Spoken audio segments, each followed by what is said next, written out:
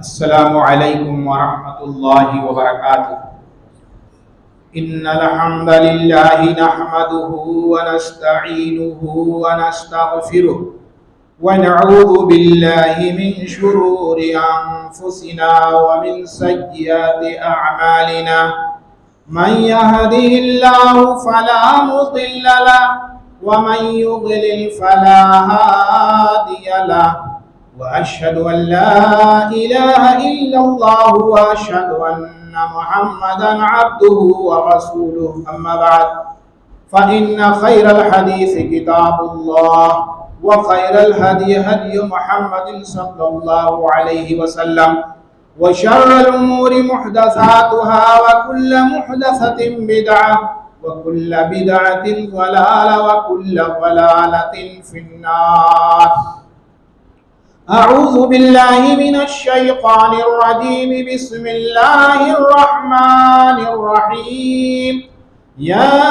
ایہا الذین آمنوا اتقوا اللہ حق تقاتہ ولا تموتن الا وانتم مسلمون۔ یا ایہا الناس اتقوا ربکم الذی خلقکم من نفس واحدہ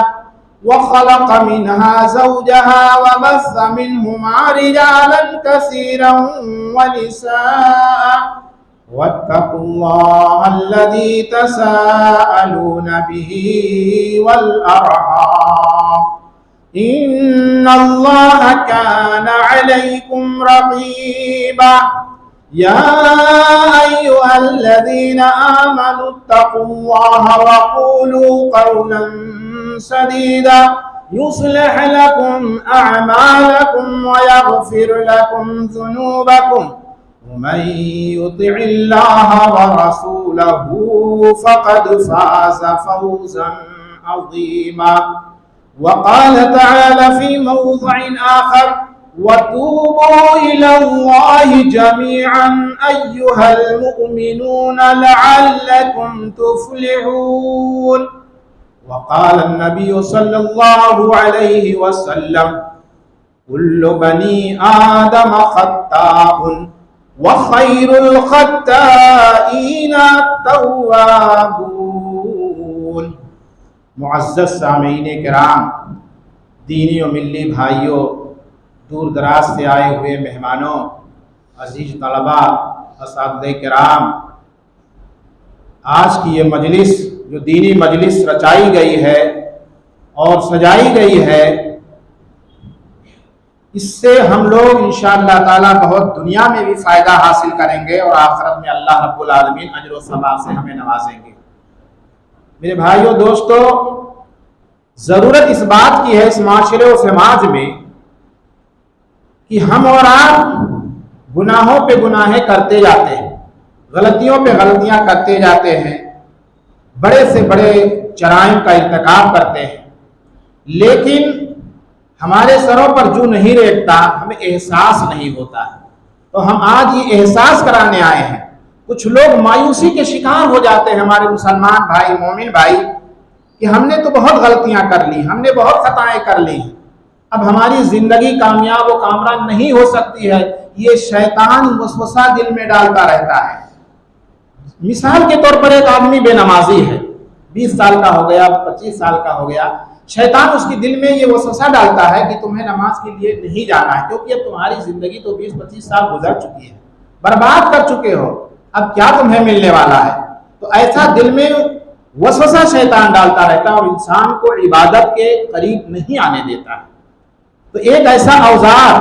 ایک ایسا اسلحہ مومن کا ہے توبہ اور استغفار، کہ جس سے جو شیطان کے وسوسے ہیں یہ ختم ہو جائیں گے اور انسان اپنی ایک نئی زندگی کی ابتدا کرے گا، شروعات کر سکتا ہے، اور جو پچھلی زندگی تھی اس کو بھول جائے گا کہ ہم نے کوئی غلطی کی، ہم نے کوئی خطا کی ہے۔ کیونکہ اللہ رب العالمین جب گناہوں پہ پردہ ڈالتا ہے، جب گناہوں کی مغفرت کرتا ہے، تو سمجھ لیجئے وہ ایسے ہو جاتا ہے، اللہ کے رسول نے فرمایا التائب من الذنب کمن لا ذنب لہ، توبہ کرنے والا گناہوں سے، استغفار کرنے والا ایسے ہی ہو جاتا ہے جیسے کہ اس نے کوئی گناہ کیا ہی نہیں۔ تو اس لیے میرے بھائیو دوستو، اللہ کے رسول انس رضی اللہ تعالیٰ عنہ راوی حدیث ہیں بیان کرتے ہیں کہ اللہ کے رسول صلی اللہ علیہ وسلم نے فرمایا کہ پورے بنی آدم غلطی کرنے والے ہیں، خطا کرنے والے ہیں، انتہائی خطا بار، انتہائی گناہ کرنے والے ہیں، لیکن ان میں سب سے بہتر وہ لوگ ہیں جو توبہ اور استغفار کرتے ہیں، اللہ کی طرف رجوع کرتے ہیں۔ میرے بھائیو دوستو، عبداللہ بن مسعود رضی اللہ تعالیٰ عنہ فرماتے ہیں، یہ اثر ہے، بخاری کی روایت ہے، کہتے ہیں کہ ان المؤمن یرا ذنوبہ کأنہ قائد تحت جبل یخاف ان یقع علیہ وان الفاجر یرا ذنوبہ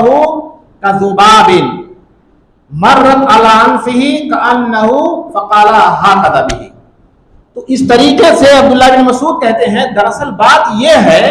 کہ انسان توبہ کب کرتا ہے، استغفار کب کرتا ہے، جب اس بندے کو اپنے گناہ پر پچھتاوا ہوتا ہے اور گناہ کے بوجھ کا احساس ہوتا ہے، تبھی رجوع کرتا ہے۔ آپ محاسبہ کیجئے، ہر شخص اپنے گریبان میں جھانک کر کے دیکھے کہ کیا یہ بات ایسی نہیں ہے۔ اگر ہم جس گناہ کو بہت اہم سمجھتے ہیں، بڑا سمجھتے ہیں، کبیرہ سمجھتے ہیں، تو ہمارا دل مچل جاتا ہے کہ ہم نے بہت بڑا گناہ کر لیا۔ چھوٹے چھوٹے گناہ کرتے ہیں ہم، تھوڑا بیٹھے رہتے ہیں آرام سے کہ کوئی ہم نے زیادہ بڑا گناہ تو کیا نہیں ہے، صغائر ہے، وضو کر لیں گے معاف ہو جائے گا، ایک جمعہ سے دوسرے جمعہ کے درمیان، ایک عمرہ سے دوسرے عمرہ کے درمیان یہ کفارہ ہو جائے گا۔ ان الحسنات یذہبن السیئات کے تحت اچھائیاں کرتے ہیں، نیکیاں کرتے ہیں، اس سے ہمارے گناہ مٹ جائیں گے۔ لیکن میرے بھائیو دوستو، جب انسان بڑا گناہ کرتا ہے تو اس کے بوجھ کا احساس جب ہوتا ہے، جاگتا ہے، تبھی وہ توبہ استغفار کرتا ہے۔ تو عبداللہ بن مسعود رضی اللہ تعالیٰ عنہ اسی بات کی طرف اشارہ کر رہے ہیں، کہہ رہے ہیں کہ مومن آدمی اپنے گناہ کو، چاہے وہ گناہ چھوٹا ہو یا بڑا ہو، ایسے دیکھتا ہے جیسے کہ ایک پہاڑ کے نیچے بیٹھا ہوا ہے اور اسے ڈر ہے اس بات کا کہ کہیں پہاڑ گر نہ پڑے اس کے اوپر، کیونکہ ڈر رہتا ہے کہ ہم سے یہ خطا ہو گئی، ہم سے یہ چوک ہو گئی، ہم سے غلطی ہو گئی، کہیں اللہ ہمارا مواخذہ نہ کر دے، سرزنش نہ کر دے، کچھ ہمارا نقصان نہ ہو جائے، مالی نقصان، جسمانی نقصان، کچھ بھی ہو سکتا ہے، اللہ تعالیٰ کر سکتے ہیں، تو ڈرا رہتا ہے مومن آدمی۔ لیکن جو فاجر آدمی ہوتا ہے وہ اپنے گناہ کو ایسے سمجھتا ہے جیسے ایک مکھی ہوتی ہے کہ اس کے ناک پہ آ کر کے وہ مکھی بیٹھ جاتی ہے، پھر وہ شخص ایسے انگلی ہلاتا ہے اور مکھی اڑ جاتی ہے، احساس نہیں ہوتا ہے۔ تو میرے بھائیو دوستو، آپ یہ دیکھیں کہ اس معاشرے اور سماج میں گناہوں کا انبار لگا ہوا ہے، ایک پہاڑ ہے۔ سب سے پہلے اس معاشرے اور سماج میں سب سے عظیم گناہ جو اس دھرتی پر، اس زمین پہ ہو رہا ہے، وہ شرک اور بدعت ہے۔ شرک کی طرف اگر آپ جائیں گے، بات بات میں لوگ اللہ تعالیٰ کی ذات میں دوسروں کو شریک کرتے ہیں، بیٹا دینا، بیٹی دینا، صحت دینا، تندرستی دینا، روزی روٹی بنانا، آمدنی کرانا، یہ سب غیروں سے مانگتے ہیں، مزاروں پہ جا جا کر کے وہاں پر مدد مانگتے ہیں، ان کو حاجت روا سمجھتے ہیں، مشکل کشا سمجھتے ہیں۔ آج کتنے ایسے مسلمان مومن بندے ہیں جو اللہ کو چھوڑ کر کے غیر اللہ سے اپنا لو لگائے ہوئے ہیں، تعلق لگائے ہوئے ہیں، اور اگر کوئی آدمی انہیں بتائے، ایک موحد آدمی انہیں تنبیہ کرے، انہیں آگاہ کرے کہ جناب عالی آپ جس جگہ پہ آئے ہوئے ہیں یہ غلط جگہ ہے، یہ شرک کی جگہ ہے، یہاں پر ملے گا نہیں تم کو، بلکہ تمہارا نقصان ہوگا، تمہارا خسارہ ہوگا۔ ابھی میں آ رہا تھا ایک درگاہ جو بغل میں دیکھا، ایک عورت ایک مرد آئے ہوئے ہیں، مانگ رہے ہیں، بتائیے ایسی ہے گمراہیت، ایسی ہے ضلالت ہماری۔ تو ہماری تباہی اور بربادی اسی لیے ہوتی ہے کہ ہم اللہ سے لو نہیں لگاتے۔ اسی طرح سے بدعت کا معاملہ ہے، بہت ساری بدعتیں دین میں لوگوں نے دین کے نام پہ گڑھی ہیں، چاہے محرم میں ہو، ربیع الاول میں ہو، شب برات میں ہو، بہت سارے اس طرح کے تیوہار مسلمانوں نے ایجاد کر رکھے ہیں، بہت ساری ایسی عبادتیں ایجاد کر رکھی ہیں جو غیر قابل قبول ہیں، جس کے بارے میں حدیث میں آتا ہے کہ ایسے بدعتی جب قیامت کے دن میدان محشر میں آب کوثر پینے کے لیے آئیں گے حوض کوثر پر، تو رسول اکرم صلی اللہ علیہ وسلم ایسے لوگوں کو بلائیں گے اپنے پاس کہ آنے دیجئے، یہ میری امت کے لوگ ہیں۔ لیکن فرشتے بتائیں گے کہ اللہ کے رسول آپ کے جانے کے بعد میں ان لوگوں نے آپ کے دین میں، آپ کے مذہب اسلام میں ایسی بدعتیں انہوں نے ایجاد کر رکھی ہیں جو کہ دین میں نہیں تھی۔ تب اللہ کے رسول صلی اللہ علیہ وسلم اس کے جواب میں کہیں گے سوقا فسوقا لمن غیر آبادی، پھر دوری ہو ایسے لوگوں کے لیے، دوری ہو جنہوں نے میری شریعت میں میرے بعد تبدیلی کر رکھی ہے۔ کہنے کا مطلب یہ ہے میرے بھائیو دوستو، آج کے اس معاشرے اور سماج میں شرک و بدعت ہی نہیں بہت سارے بڑے بڑے کبیرہ گناہ ہیں، مثلا زناکاری، فحاشی، عیاری، دھوکہ دینا، سود کھانا، لوگوں کو ستانا، لوگوں کے اوپر بہتان لگانا، الزام تراشی کرنا، رشتہ داروں پر حق نہ ادا کرنا، والدین کی نافرمانی کرنا اور سودی کاروبار کرنا، سود میں پوری زندگی ان کی لت پت ہوتی ہے۔ اس طریقے سے میرے بھائی اور دوستو اپنے بھائیوں کے حقوق کو غصب کرنا، ان کے مال پر، ان کے زمین و جائیداد پر ناجائز قبضے کرنا، یہ مسلمانوں کا عام شیوہ بن چکا ہے۔ اور اس کے باوجود ہم مسلمانوں کی حالت یہ ہے کہ ہم خواب غفلت میں مست ہیں، اتنے بڑے بڑے گناہ کرتے ہیں، اس کے باوجود ہم جاگتے نہیں، ہم بیدار نہیں ہوتے، ہم اللہ کی طرف رجوع نہیں کرتے، اللہ سے اپنے گناہوں کی معافی نہیں منگواتے ہیں، مغفرت نہیں طلب کرتے ہیں۔ جبکہ انس بن مالک رضی اللہ تعالیٰ عنہ کہتے ہیں کہ انکم لتعملون اعمالا ہی ادق فی اعینکم من الشر وان كنا لنعدها على عهد النبی صلی اللہ علیہ وسلم من الموبقات۔ مسلم شریف کی روایت کہتے ہیں انس بن مالک رضی اللہ تعالیٰ عنہ اپنے دور کے زمانے میں، جب اللہ کے وسلم اس دور سے چلے گئے، جبکہ وہ خیر القرون کا زمانہ تھا، بہتر زمانہ تھا، اس زمانے میں اگر چھوٹے موٹے گناہ کرتے ہوئے حضرت انس بن مالک نے کسی کو دیکھ لیا تو کہتے تھے کہ تم ایسے اعمال کرتے ہو جن کو تم اپنی نگاہوں میں بال سے بھی زیادہ باریک سمجھتے ہو، لیکن ہم انہی گناہوں کو رسول اکرم صلی اللہ علیہ وسلم کے زمانے میں ہم ان گناہوں میں ان کا شمار کرتے تھے کہ یہ گناہ ہلاک کرنے والے، من الموبقات، ہلاک کرنے والے ہیں۔ اب اندازہ لگائیے میرے بھائی اور دوستو کہ آج ہم مسلمان ہیں، ہم مومن ہیں، لیکن کیا ہم پنج وقتہ نمازی ہیں؟ ہم نماز کو قائم کرتے ہیں، اقامت صلاۃ ہمارے اندر ہے؟ اگر اقامت صلاۃ ہے تو زکوٰۃ نہیں دیتے، اگر زکوٰۃ دیتے ہیں تو پیسے ہیں تو حج نہیں کرتے، روزے نہیں رکھتے۔ یہ تو بنیادی چیزیں ہیں جس سے سرمو انحراف کرتے ہیں ہم۔ اگر حضرت انس بن مالک رضی اللہ تعالیٰ عنہ اس دور میں زندہ ہوتے اور بڑے بڑے گناہ جو مسلمان کر رہے ہیں کھلم کھلا، یہ مسجدوں ہی میں دین نظر آ رہا ہے، مدرسوں میں دین نظر آ رہا ہے۔ میرے بھائیو دوستو، ہم اور آپ جب اپنے مسجدوں اور مدرسوں سے باہر نکلتے ہیں تو باہر دیکھ کر کے ہمارے اخلاق، ہمارے اطوار، ہمارے عادات سے یہ نہیں لگتا ہے کہ ہم مسلمان ہیں، ہم مومن ہیں۔ جس طریقے سے رسول اکرم صلی اللہ علیہ وسلم نے اپنے معاشرے و سماج کو ڈھالا، بنایا، سنوارا، اسی طریقے سے ہم لوگوں کو بھی چاہیے کہ اسی نہج پہ چلتے ہوئے اپنے گھر کو، اپنے معاشرے اور اپنے سماج کو، اپنے قرب و جوار کو، اپنے اعزا و اقربا کو ڈھالے اسی کالم میں، تب جا کر کے مومن آدمی کی زندگی کامیاب ہو سکتی ہے۔ آپ اندازہ لگائیں میرے بھائیو دوستو کہ ہم اور آپ اس دور میں اتنے بڑے بڑے گناہوں میں ملوث ہیں، لیکن صحابہ کرام کے دور میں بڑے بڑے گناہ یا تو ناپید تھے ہی نہیں، یا تھے تو چند تھے جو انگلیوں پہ گنے جا سکتے ہیں۔ ہم ان گناہوں کا تذکرہ کرتے ہیں آپ کے سامنے کہ ان صحابہ کرام کے اندر کس قدر اللہ کا خوف تھا، اللہ کا ڈر تھا، اور اس گناہ کے بوجھ کا احساس تھا، احساس بیداری ان کے اندر پائی جاتی تھی، اسی لیے وہ بھاگے بھاگے رسول اکرم صلی اللہ علیہ وسلم کی خدمت میں حاضر ہو جایا کرتے تھے۔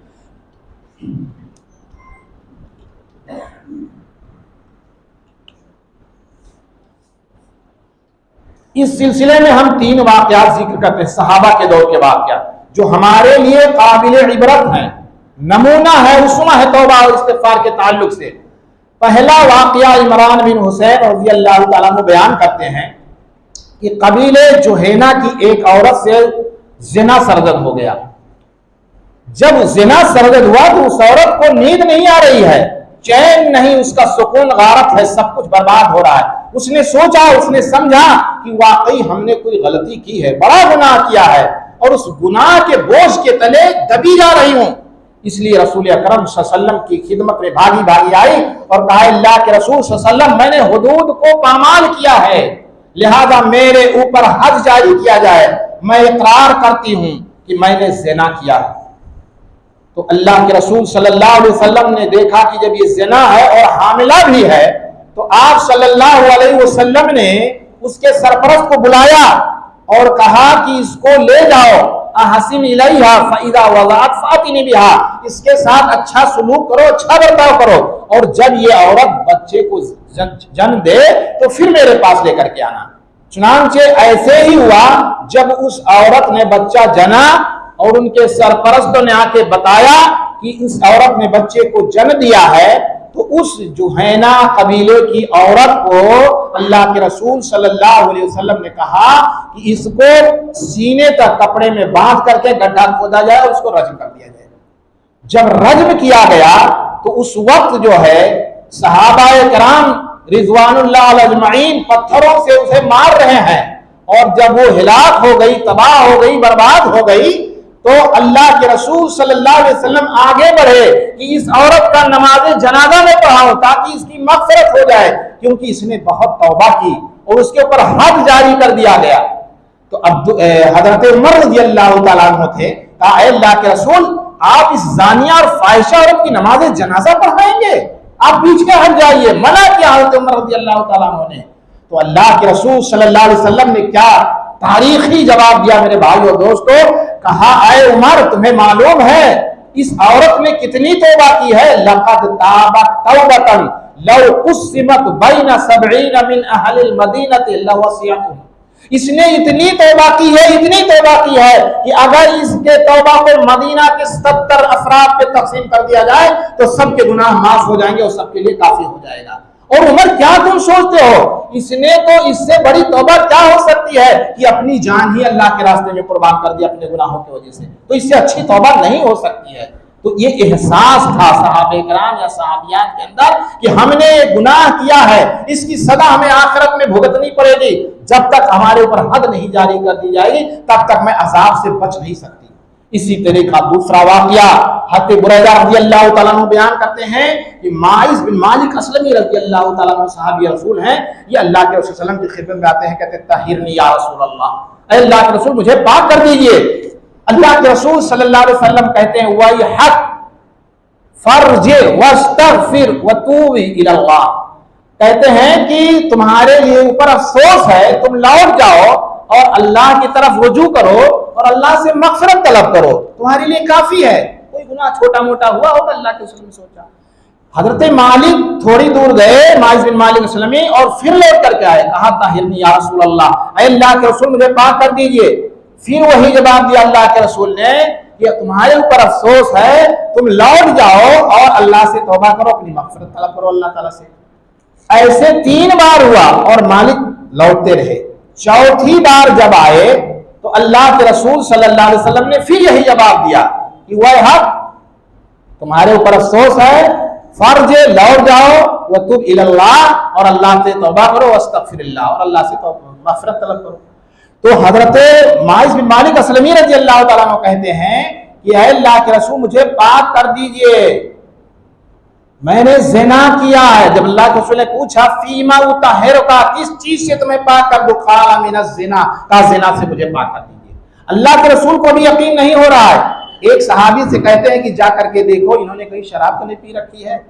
جب ایک صحابی جاتے ہیں منہ کے پاس اور سونگتے ہیں، کہتے ہیں اللہ کے رسول شراب نہیں پی ہے، شراب کی بدبو نہیں آ رہی ہے۔ پھر پوچھتے ہیں کہ ذہنی توازن ٹھیک ہے، دماغ ٹھیک ہے، کہیں چل تو نہیں پڑے ہیں ایسے اقرار کر رہے ہیں؟ کون ایسے اقرار کرتا ہے؟ ہلاکت، تباہی و بربادی اس کے سامنے نظر آتی ہے، اس کی جان چلی جائے گی، جبکہ جان کتنی قیمتی ہوتی ہے۔ تو کہتے ہیں نہیں، میں ٹھیک ٹھاک ہوں، میرا ذہن بھی ٹھیک ہے، میرا دماغ بھی ٹھیک ہے، لوگ گواہی بھی دیتے ہیں۔ جب آدمی خود اقرار کر لے زنا کا تو اس میں گواہی کی ضرورت نہیں پڑتی ہے کہ 4 گواہ لاؤ۔ تو انہوں نے خود اقرار کیا۔ اللہ کے رسول صلی اللہ علیہ وسلم نے کہا ان کے اوپر حد قائم کی جائے۔ حضرت ماعز بن مالک اسلمی رضی اللہ تعالیٰ عنہ کو ہلاک کر دیا گیا، اور اس کے بعد میں میرے بھائیو دوستو جب ان کا بھی معاملہ آیا تو ان کے بارے میں بھی اللہ کے رسول صلی اللہ علیہ وسلم نے فرمایا کہ لقد تاب توبۃ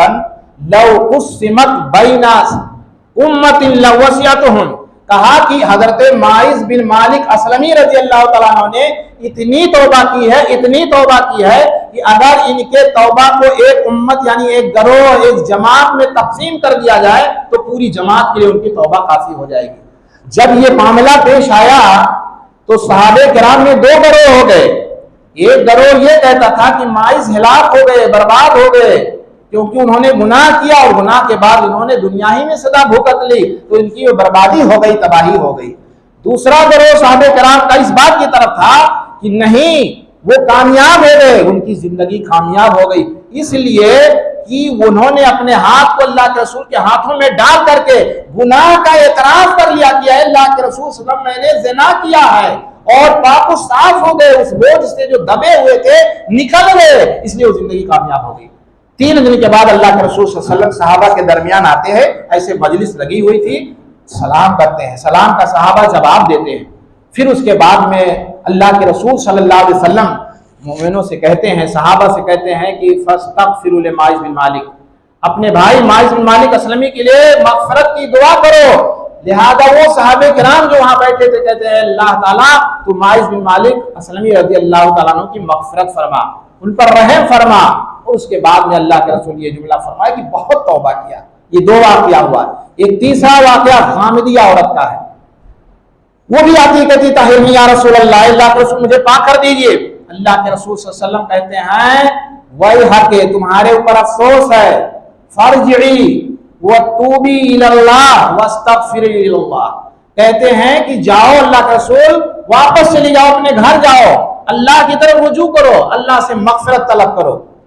یہ عورت کہتی ہے غامدیہ عورت کہ اے اللہ کے رسول، لگتا یہ ہے کہ جس طریقے سے آپ نے ماعز بن مالک اسلمی کو واپس کر دیا تھا، آج کے دن آپ مجھے بھی واپس کر دینا چاہتے ہیں۔ اللہ کے رسول کہتے ہیں کہ اے غامدیہ عورت، ذرا تو بتا کہ تیرا اور ماعز بن مالک اسلمی کے واقعے سے کیا لینا دینا ہے؟ وہ عورت کہتی ہے انہی سے تو میں حاملہ ہوئی ہوں، انہی کا بچہ میرے پیٹ میں پل رہا ہے۔ تب اللہ کے رسول صلی اللہ علیہ وسلم کہتے ہیں کہ اچھا تو وہ عورت ہے جس سے حضرت ماعز بن مالک اسلمی نے زنا کیا تھا؟ کہتی ہے جی ہاں۔ جب حاملہ تھی تو اللہ کے رسول صلی اللہ علیہ وسلم اس سے کہتے ہیں کہ جاؤ، اور اس کے سرپرست کو بھی بلاتے ہیں کہ جب بچہ جنم دے پھر آ کر کے بتانا، پھر اس کو رجم کیا جائے گا۔ چنانچہ عورت چلی جاتی ہے، اور جب بچہ پیدا ہوتا ہے تو اس کے سرپرست آ کے رسول اکرم صلی اللہ علیہ وسلم کو بتاتے ہیں کہ بچہ پیدا ہو گیا ہے، لہذا اس کے اوپر حد قائم کر دی جائے۔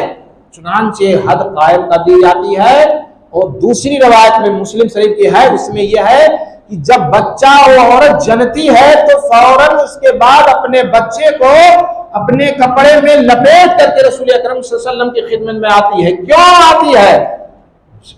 اس بوجھ کے احساس کے تلے دبی جا رہی ہے کہ میں نے بہت بڑا گناہ کیا، گناہ کا جو بوجھ ہے اس کے اوپر پہاڑ سے بھی زیادہ ہے، لہذا اس چھوٹے موٹے بچے کو لا کر کے رسول اکرم صلی اللہ علیہ وسلم کی خدمت میں حاضر کر دیتی ہے۔ یہ اللہ کے رسول پاک کر دیجئے، مجھے حد میرے اوپر جاری کر دیجئے۔ اللہ کے رسول صلی اللہ علیہ وسلم کہتے ہیں نہیں، میں اس بچے پہ ظلم نہیں کروں گا،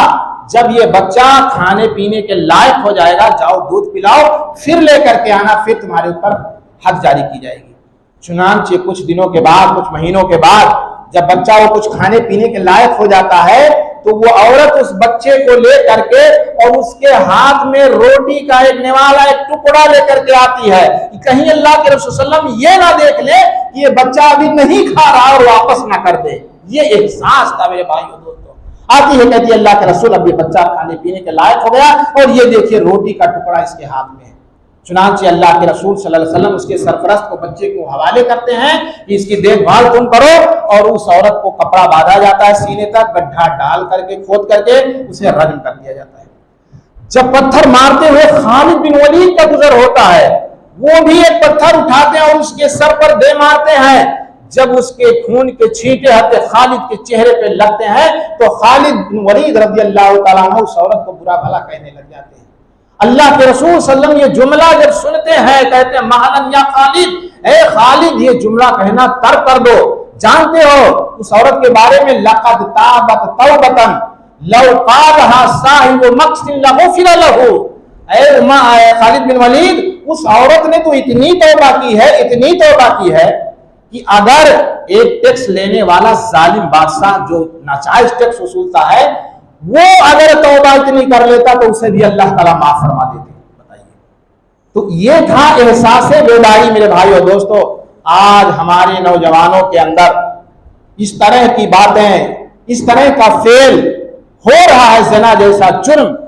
صادر ہو رہا ہے، لیکن یہ فیشن بن گیا ہے۔ ہر لڑکی یہ کیا سمجھتی کہ ہمارا بوائے فرینڈ ہونا چاہیے، اور لڑکا سمجھتا ہے گرل فرینڈ ہونی چاہیے، اور افسوس تو اس وقت ہوتا ہے جب ان کے والدین، جب ان کے سرپرست، جب ان کے گارجین اس بات پہ فخر محسوس کرتے ہیں کہ میرے لڑکے کی گرل فرینڈ ہے، آتی ہے، کھاتی ہے، پیتی ہے، جاتی ہے، فخر سے بیان کرتے ہیں۔ لڑکی والے بھی بیان کرتے ہیں میری لڑکی کا بوائے فرینڈ ہے،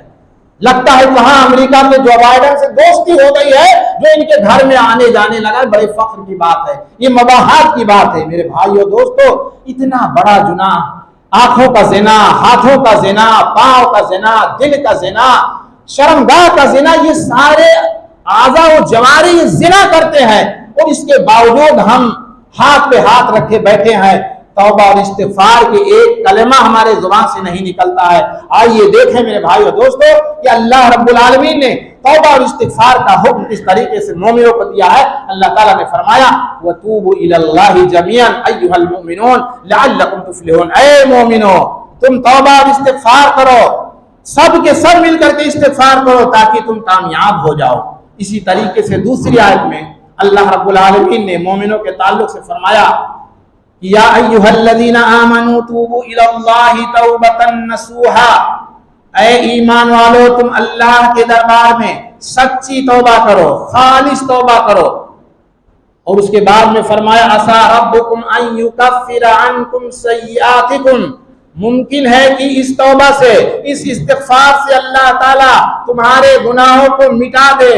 بخش دے، ان یکفر عنکم سیئاتکم ویدخلکم جنات تجری من تحتها الانہار، اور تم کو ایسے باغات میں، ایسے جنتوں میں داخل کرے گا جس کے نیچے سے نہریں جاری ہوں گی۔ یہ دوسرا فائدہ، ایک تو توبہ اور استغفار کا فائدہ یہ کہ اللہ ہماری مغفرت فرمائے گا، ہمارے گناہ بخشے جائیں گے، دوسرا یہ انعام اللہ تعالیٰ دے گا کہ جنات دے گا، جس جنات میں کے نیچے سے نہریں جاری ہوں گی۔ نورہم یسعی بین ایدیہم وبایمانہم یقولون ربنا اتمم لنا نورنا واغفر لنا انک علی کل شیء قدیر۔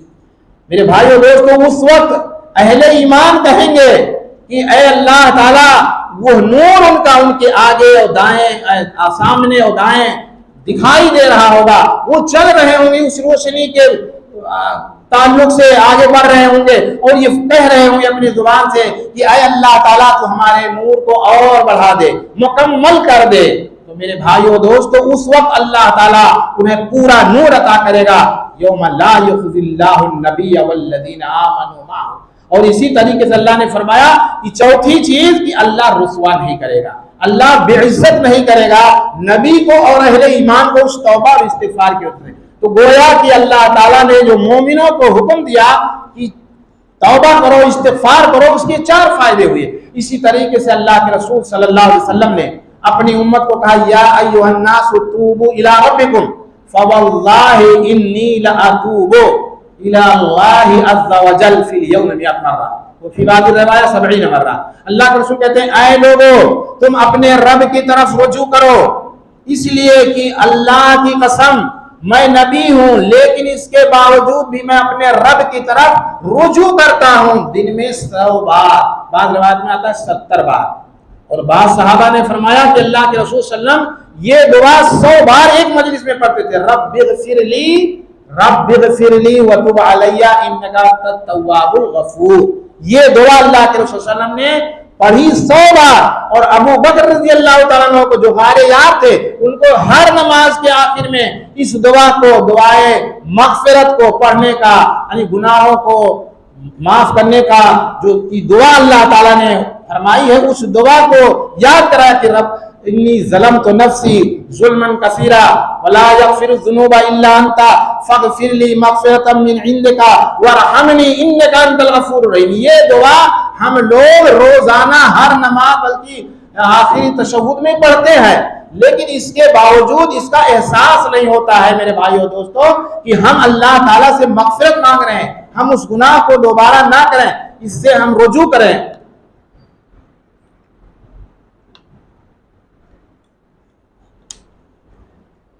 تو یہ تھا اللہ کے رسول صلی اللہ علیہ وسلم کا معاملہ۔ لیکن آئیے دیکھیے کہ توبہ اور استغفار کرنا یہ انبیاء کا سیوا تھا، یہ کوئی نئی بات نہیں ہے۔ ہمارے باپ دادا حضرت آدم علیہ السلام ان سے غلطی ہوئی، درخت کے قریب چلے گئے، اللہ تعالیٰ نے منع کیا تھا وَلَا تَقْرَبَا هَٰذِهِ الشَّجَرَةَ فَتَكُونَ مِنَ الظَّالِمِينَ کہ تم دونوں اس جنت میں رہو لیکن اس درخت کے قریب مت جاؤ ورنہ ظالموں میں سے ہو جاؤ، لیکن کھا لیا، شیطان نے ورغلایا اور گناہ ہو گیا، فوراً احساس ہو گیا کہ ربنا ظلمنا انفسنا وان لم تغفر لنا وترحمنا لنکونن من الخاسرین، اے ہمارے رب ہم نے ظلم کیا اپنے نفس پہ، اے اللہ اگر تو نے معاف نہ کیا، اگر تم نے ہماری مغفرت نہ کی تو ہم ظالموں میں سے ہو جائیں گے، ہم اپنے نفس پر ظلم کرنے والے لوگوں میں سے ہو جائیں گے، اے اللہ تعالیٰ تمہاری مغفرت فرما۔ یہ حضرت آدم نے دعا کی۔ اسی طریقے سے حضرت نوح علیہ السلام کے بارے میں آتا ہے کہ نوح علیہ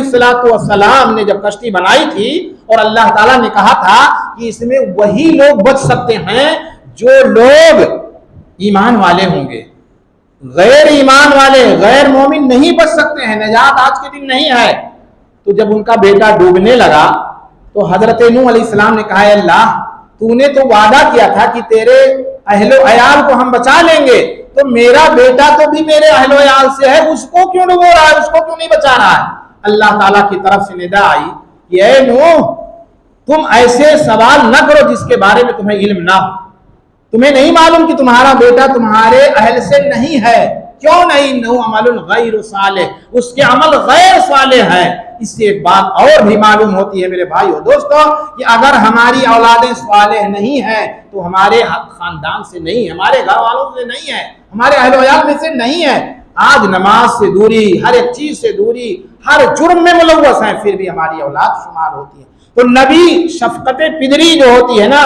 باپ کی شفقت، باپ کی محبت اولاد کے لیے، اولاد سوچے نہ سوچے یہ ایک الگ مسئلہ ہے، لیکن نبی ہے لیکن اس کے باوجود سوال کر بیٹھے۔ جب اللہ نے منع کیا تو کہا رب اعوذ بک ان اسألک ما لیس لی بہ علم والا تغفر لی وترحمنی اکن من الخاسرین، اے میرے رب میں تیرے ذریعے سے پناہ مانگتا ہوں اس بات سے کہ میں تجھ سے ایسا سوال کروں جس کا مجھے علم نہیں ہے، اور اے اللہ اگر تو نے بخش نہ دیا، اگر تو نے ہمارے اوپر رحم نہ کیا تو میں تو خسارہ پانے والے لوگوں میں سے ہو جاؤں گا۔ اسی طرح سے موسیٰ علیہ السلام نے جب قبطی کو مارا اور وہ مر گیا تو بہت بڑا ظلم کیا، احساس ہو گیا، تو کہا موسیٰ علیہ السلام نے رب اغفر لی رب انی ظلمت نفسی فاغفر لی، اے میرے رب میں نے ظلم کیا کہ میں نے ایک آدمی کو مارا، ختم ہو گیا، ناجائز میں نے مارا، اے اللہ تو مجھے بخش دے۔ اسی طرح سے حضرت داؤد علیہ السلام کے بارے میں آتا ہے کہ جب وظن داؤد، جب داؤد کو یہ گمان ہوا انما فتنا فاستغفر ربہ کہ ہم نے ان کو آزمائش میں ڈال لیا ہے، تو وہ اپنے رب سے مغفرت طلب کرنے لگے، وخر راکعا واناب، سجدے میں گر گئے اور رجوع کرنے لگے اللہ تعالیٰ سے۔ تو ایسے نیک بندے تھے، ایسے انبیاء تھے۔ اسی طریقے سے یونس علیہ السلام کے بارے میں آتا ہے یونس علیہ السلام سے جب غلطی ہوئی اور بھاگے گئے اور مچھلی کے پیٹ میں پہنچ گئے میرے بھائیو دوستو، تو انہوں نے بھی پکارا، رب ہی کو پکارا، کیا کہا؟ لا الہ الا انت سبحانک انی کنت من الظالمین، اے اللہ تیرے علاوہ کوئی معبود نہیں، تو ہی معبود ہے، تو پاک و صاف ہے، میں ہی ظالم ہوں۔ تو انبیاء کا یہ شیوا تھا، انبیاء کا یہ وطیرہ تھا میرے بھائیوں دوستو کہ وہ توبہ اور استغفار کریں۔ توبہ اور استغفار ہم کیوں کریں یہ بھی دیکھیں کہ اللہ غفور الرحیم ہے، اس لیے ہم اللہ تعالیٰ سے توبہ اور استغفار کرتے ہیں۔ اللہ تعالیٰ کے بارے میں آتا ہے، حدیث قدسی ہے، اللہ تعالیٰ فرماتے ہیں کہ بندے سے کہتے ہیں کہ اے میرے بندے جو تو نے مجھ سے لو لگایا ہے اور تو نے مجھے ہی پکارا ہے، تو اب تو سمجھ لے کہ اگر تو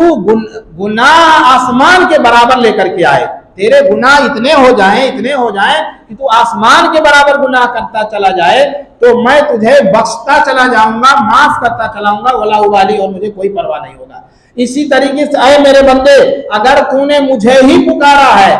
میرے ہی اوپر امید لگائی ہے، لو لگایا ہے، تو یہ سمجھ لے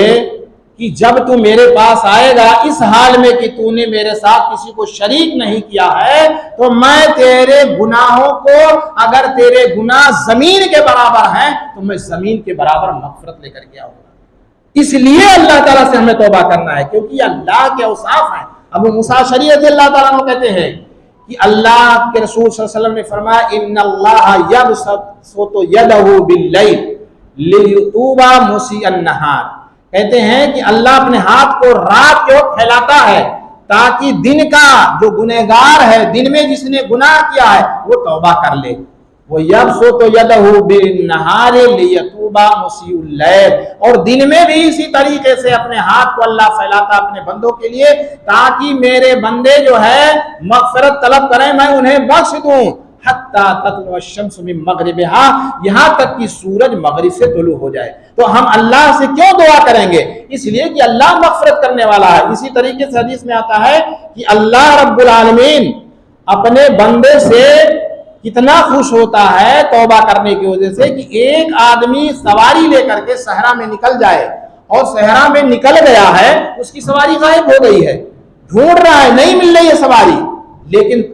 مایوس ہو کر کے آ کر کے اپنی جگہ پہ سو جاتا ہے، اس کی سواری مل جاتی ہے، پھر آ کر کے اس کے پاس کھڑی ہو جاتی ہے، وہ بندہ مارے خوشی کے کہتا ہے انت عبدی وانا ربک، اے اللہ تو میرا بندہ ہے، میں تیرا رب ہوں، مارے خوشی کے اس کی زبان سے الفاظ پھسل جاتے ہیں، غلط نکل جاتے ہیں، چونکہ وہ زیادہ خوش ہوتا ہے۔ اللہ تعالیٰ کہتے ہیں کہ میں اس بندے سے زیادہ خوش ہوتا ہوں جب میرا بندہ توبہ کرتا ہے۔ اسی لیے حدیث میں آتا ہے کہ اگر اللہ کے رسول نے فرمایا کہ تم توبہ نہ کرتے اور تم گناہ بھی نہ کرتے تو اللہ تعالیٰ تمہیں اس مخلوق کو اس زمین سے دھرتی سے ہٹا دیتا اور دوسری مخلوق کو پیدا کرتا جو مخلوق گناہ بھی کرتی اور توبہ اور استغفار بھی کرتی۔ تو توبہ اور استغفار کرنا بہت اچھی چیز ہے میرے بھائیو دوستو۔ توبہ اور استغفار سے فائدہ کیا ہوتا ہے کہ اگر ایک آدمی نے اچھی نیت کر لی ہے تو اللہ تعالیٰ اس کے توبہ اور استغفار کے اچھی نیت کرنے کی وجہ سے بخش دیتے ہیں، چاہے جائے کہ آدمی توبہ اور استغفار ہر دم کرتا ہی رہے۔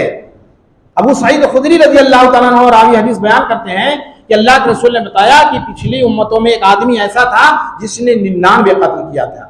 اور اس نے توبہ کرنے کے لیے کہ توبہ کا کہیں دروازہ ہے تو میں جاؤں پتہ کروں، جب ایک پادری کے پاس پہنچا اور اس سے پوچھا کہ میں نے 99 قتل کیے ہیں، کیا میرے لیے توبہ کی گنجائش ہے؟ تو اس پادری نے کہا کہ تم نے 99 قتل کیے ہیں، کوئی گنجائش نہیں ہے۔ تو اس نے کہا 100 پورا کر دیتے ہیں، اس کو بھی مار دیا۔ پھر اس کے دل میں پیدا ہوا کہ نہیں بھائی مجھے توبہ کرنا ہے، مجھے اپنے گناہوں سے بخشش چاہیے، اللہ سے مغفرت چاہیے۔ وہ اور نکل جاتا ہے دوسرے کے پاس، اس کے پاس جاتا ہے، اس سے پوچھتا ہے، کہتا ہاں ہے، تمہارے اور اللہ کے درمیان یعنی توبہ اور اللہ کے درمیان میں نہیں حائل ہو سکتا، نہ کوئی چیز حائل ہو سکتی، فلاں بستی میں جاؤ، وہاں پہ نیک لوگ رہتے ہیں، ان نیک لوگوں کی صحبت اختیار کرو اور وہیں پر رہنا اور توبہ استغفار کرنا، اللہ تمہاری توبہ قبول کریں گے۔ اور جو برے لوگ ہیں وہاں سے چلے جاؤ، اس جگہ پہ دوبارہ لوٹ کے مت جانا جس جگہ پہ تم تھے۔ اس روایت سے یہ بھی ایک بات معلوم ہوتی ہے کہ جہاں برائیاں زیادہ ہوں، معاشرے سماج میں جہاں پر جرائم کا ارتکاب زیادہ ہو رہا ہے، اس جگہ سے ہجرت کر کے دوسری جگہ مسلمانوں کو جانا چاہیے، نہیں تو آپ کی زندگی ہماری زندگی آہستہ آہستہ تباہ و برباد ہو جائے گی۔ تو وہ چلے گئے، اب وہ جا ہی رہے تھے کہ راستے میں موت کا فرشتہ آ گیا، وقت ہو گیا، قضاء الہی آ گئی، جان نکل گئی۔ اب اس فرشتے کے اس روح کو کون لے کر کے جائے؟ رحمت کا فرشتہ لے جائے یا عذاب کا فرشتہ لے جائے؟ دونوں فرشتوں میں جھگڑا ہو گیا۔ رحمت کے فرشتے نے کہا کہ بھائی ہمارا حق بنتا ہے، اس لیے کہ یہ بندہ توبہ استغفار کرنے کے لیے جا رہا تھا اس جگہ پہ، اگرچہ نہیں پہنچ سکا، وقت آ گیا، لہذا میرا حق ہے۔ اس نے کہا زندگی میں اس بندے نے کوئی خیر کا عمل کیا نہیں۔ عذاب کے فرشتے نے کہا، جہنم کے فرشتے نے کہا میرا حق بنتا ہے، میں لے جاؤں گا، اس لیے اس کے پاس کوئی عمل صالح ہے ہی نہیں، عمل خیر ہے ہی نہیں۔ ایک فرشتہ انسانی شکل میں آیا، جا رہا تھا، وہ فرشتوں نے کہا بھائی آپ ہی حکم بن جائیے، آپ ہی فیصلہ کر دیجیے ہم دونوں کے درمیان۔ کہا ٹھیک ہے، فَقِسُ بَيْنَ الْأَرْضَيْنِ، دونوں زمینوں کے درمیان کو ناپ لو، فَإِلَىٰ أَيَّتِهِمَا أَقْرَبَ فَكَانَ لَهُ،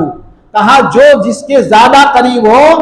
وہی اس کا حقدار ہے، جس زمین کے وہ شخص زیادہ قریب ہے، اگر اچھائی کی طرف زیادہ قریب ہے تو اچھائی والے لے جائیں، اور اگر برائی کی طرف ہے تو برائی والے لے جائیں۔ مسلم شریف کی روایت میں آتا ہے فَأَوْحَى اللَّهُ إِلَىٰ هَٰذِهِ أَن تَبَاعِدِي وَإِلَىٰ هَٰذِهِ أَن تَقَرَّبِي،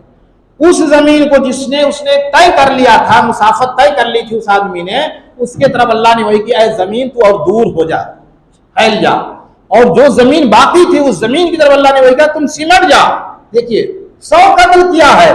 اس کے باوجود اللہ تعالیٰ کی رحمت دیکھیے کتنی زیادہ، وہ غفار ہے، وہ رحیم ہے میرے بھائیو دوستو، وہ ستار ہے، ہمارے گناہوں پہ پردہ ڈالتا ہے۔ اللہ بندے کو ایک دن بلائے گا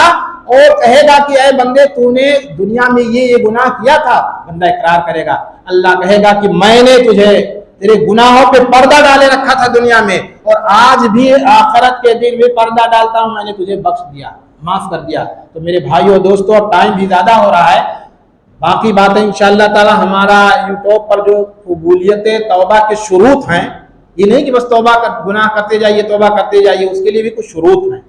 تو وہ شروط، ایک چینل ہے رحمانیہ دعویٰ سینٹر، میں چونکہ ریاض العلوم میں 9 سال سے مستقل خطبہ دے رہا ہوں، اگر اسی وقت سے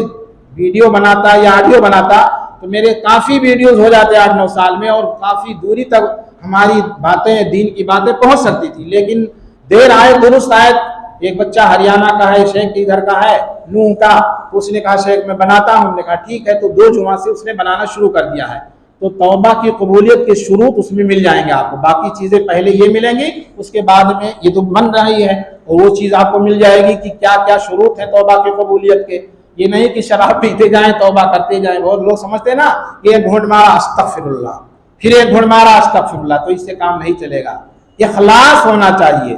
اور اس گناہ پر ندامت اور اصرار نہیں ہونا چاہیے۔ جو شروط ہیں وہ اللہ تعالیٰ سے دعا ہے کہ الہ العالمین ہم تمام مسلمانوں کو توبہ کرنے کی توفیق عنایت فرمائے۔ میرے بھائیو دوستو، اللہ رب العالمین کی ذات غفور الرحیم ہے، اللہ بہت بخشنے والا ہے، بہت ہی مہربان ہے۔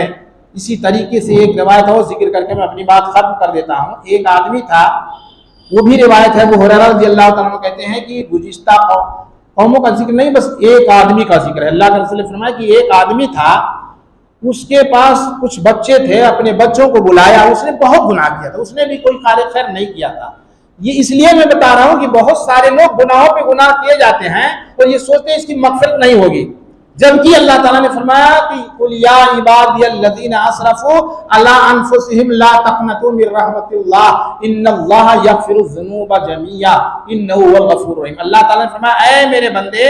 اے اللہ کے رسول، بندوں سے کہہ دیجئے، ان بندوں سے جنہوں نے اپنے نفس پہ بہت ظلم کیا ہے، تو اللہ کی رحمت سے مایوس نہ ہو جائیں، توبہ کریں، استغفار کریں، اللہ تعالیٰ ان کے تمام گناہوں کو معاف کرنے والا ہے۔ عبداللہ بن عباس رضی اللہ تعالیٰ عنہ اس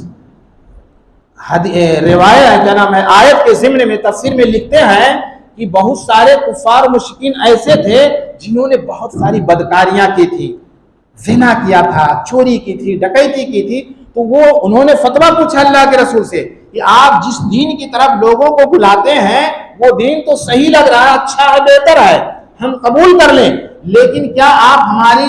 توبہ کی قبولیت کے لیے کوئی ضمانت دیتے ہیں کہ اللہ ہمارے گناہوں کو معاف فرما دے گا؟ تو اللہ تعالیٰ نے یہ آیت نازل فرمائی کہ اے لوگوں جنہوں نے اپنے نفس پہ بہت ظلم کیا ہے، بہت سارا ظلم کیا ہے، تو اللہ کی رحمت سے مایوس نہ ہو۔ اس آیت سے یہ بات معلوم ہوئی کہ جب اللہ تعالیٰ مشرکین کو، کفار کو یہ چھوٹ دیتا ہے کہ تم بھی توبہ کر لو، تم بھی دائرہ اسلام میں داخل ہو جاؤ، الاسلام یہدم من کان قبلہ، اسلام تو اپنے ماقبل کو مٹا دیتا ہے، ختم کر دیتا ہے، گویا کہ اس کے پاس کوئی گناہ تھا ہی نہیں۔ تو ایک موحد آدمی، ایک مومن آدمی، ایک مسلمان آدمی جس کو عبادتیں کرنی چاہیے، اللہ کی عبادت ہمیشہ کرنی چاہیے، توحید کا ذکر کرنا چاہیے، اگر اس سے کوئی گناہ سرزد ہو رہا ہے، چاہے وہ چھوٹا ہو یا بڑا ہو، تو وہ اللہ کے دربار میں توبہ کرے گا، اللہ سے لو لگائے گا، رب اغفر لی وتب علی انک انت التواب الغفور پڑھے گا، تو یقین مانیے کہ اللہ تبارک و تعالیٰ ان کے اس توبہ کو قبول فرمائیں گے۔ تو اس شخص نے صرف اللہ کا ڈر پیدا ہو گیا تھا کہ میں نے بہت گناہ کر لیا ہے، میرے بیٹو جب میں مر جاؤں گا، میں نے کوئی اچھا کام تو کیا نہیں ہے، اللہ اگر مجھ پہ قدرت پائے گا نا تو مجھے ایسی سزا دے گا کہ ویسی سزا کسی کو دنیا میں اس نے دیا ہی نہیں ہوگا، اس لیے تم میرے لاش کو جلا کر کے جب راکھ ہو جائے تو آدھا سمندر میں پھینک دینا، آدھا ہوا میں اڑا دینا، اس طرح سے اللہ شاید مجھے نہ پکڑ پائے۔ اس کا خیال تھا، اللہ کا ڈر بھی تھا۔ جب ایسا موت کا وقت آیا، مر گیا، اس کے بیٹوں نے وصیت کے مطابق ویسے ہی کیا۔ اللہ تعالیٰ نے زمین سے کہا کہ جو راکھ ہے اس کو اکٹھا کرو، سمندر سے کہا کہ تم اپنے راکھ کو اکٹھا کرو، اس آدمی کو پیدا کر دیا۔ یہ اللہ کی قدرت سے کوئی بعید بات نہیں ہے، جب چاہے جس کو پیدا کر دے۔ اذا اراد اللہ شیئا ان یقول له کن فیکون، ارادہ کرے اللہ، کہتے ہو جاؤ، چیز ہو جاتی ہے، آدمی پیدا ہو گیا۔ لما فعلت هذا، اے میرے بندے تو نے یہ کام کیوں کیا؟ کہا من خشیتک وانت تعلم، اے اللہ تیری ڈر سے میں نے کیا ہے، حالانکہ تو جانتا ہے کہ تیرا ہی ڈر تھا ورنہ میں ایسا کام نہیں کرتا۔ اللہ نے کہا ہے میرے بندے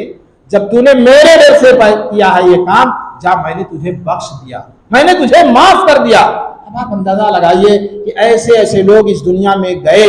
جنہوں نے کوئی کار خیر نہیں کیا، کوئی عمل صالح نہیں کیا، جب ان کی مغفرت ہو سکتی ہے تو ہمارے دلوں میں یہ شیطان کیوں وسوسہ ڈالتا ہے کہ تم نے تو اتنی زندگی بتا دی ہے، اب حج کرنے سے کیا فائدہ، اب عمرہ کرنے سے کیا فائدہ، اب روزہ رکھنے سے کیا فائدہ، اب نمازیں پڑھنے سے کیا فائدہ، اب توبہ اور استغفار کرنے سے کوئی فائدہ نہیں۔ تو یہ ابلیس ہے، یہ شیطان ہے، یہ وسوسہ یہ وہم ڈالتا ہے۔ لہذا اللہ پر اعتماد کرتے ہوئے، توکل کرتے ہوئے، بھروسہ کرتے ہوئے ہماری زبان ہمیشہ رطب اللسان ہونی چاہیے، تر ہونی چاہیے اللہ کے ذکر سے، توبہ اور استغفار سے۔ توبہ اور استغفار رجوع کرنا، توبہ کے معنی ہوتے رجوع کرنا اللہ کی طرف۔ بھائی جب آدمی پریشانی میں ہوتا ہے تو اپنے بڑے کے پاس جاتا ہے، تو جب ہم دنیا میں پریشان نظر آئیں، گنہگار ہوں، ظالم ہوں، خطاوار ہوں، تو اللہ کی طرف رجوع کریں، اللہ ہی سے کہیں اللہ تو ہی گناہوں کو بخشنے والا ہے، اے اللہ تو ہی بخش دے، لا الہ الا انت، تیرے علاوہ کوئی ہے ہی نہیں۔ اللہ تعالیٰ سے دعا ہے کہ الہ العالمین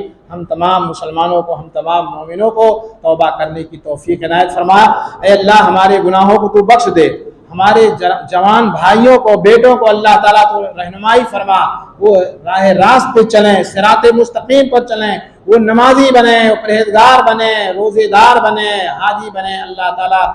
جو اس دنیا سے حالت توحید میں جا چکے ہیں تو ان کی مغفرت فرما، جو دنیا میں ہیں اللہ تعالیٰ ان کو موحد بنا، جو پریشان حال ہیں ان کی پریشانیاں دور فرما دے، جو مقروض ہونے قرضے کی ادائیگی کی توفیق عنایت فرما دے۔ اے اللہ جو بیمار ہیں تو انہیں شفاء عاجلہ اور کاملہ عنایت فرما دے۔ واقول قولی ھذا واستغفر اللہ لی ولکم لسائر المسلمین فاستغفروہ انہ هو الغفور الرحیم۔ والسلام علیکم ورحمۃ اللہ وبرکاتہ۔